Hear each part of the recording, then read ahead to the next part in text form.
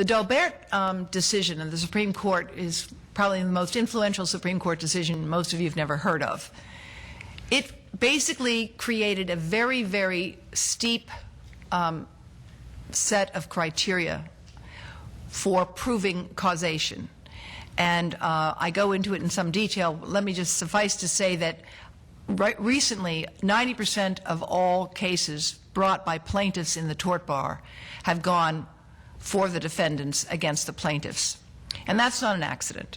That's a result of a very deliberate effort to make it harder and harder for those seeking recovery from toxic torts to gain that recovery.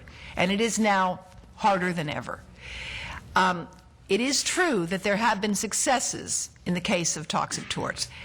I would dare say that most of them are in the past. It's true that there's a general movement away from that. There have been class action lawsuits in the case of DBCP, which was a pesticide that was banned in the United States but widely used in Latin America, where 20,000 men were rendered sterile and where they ultimately received a $50 million settlement, which for the companies involved was not that much money.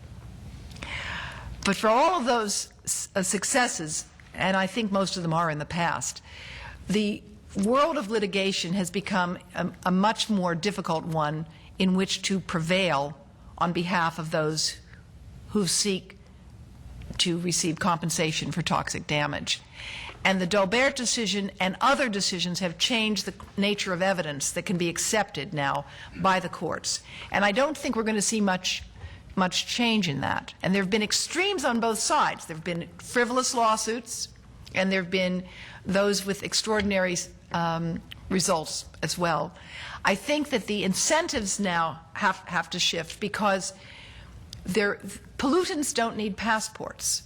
And those people at the top and those at the bottom are equally vulnerable to some of the pollutants that we have in our lives today. And I think that we've reached a certain maturity as a society, as a civilization, I hope, where we can do better by coming forward with this information. And I would hope that the offer of being exempt from punitive damages might be attractive to certain industries and allow them to come forward. If they agree to tell us what they know and to accept responsibility for medical costs, which they have for their workers anyhow, and for the communities that may be affected, then they wouldn't be subject to billion-dollar damages as well. It's obviously just an idea that needs a lot of work, and I would welcome those of you who have interest and expertise in giving me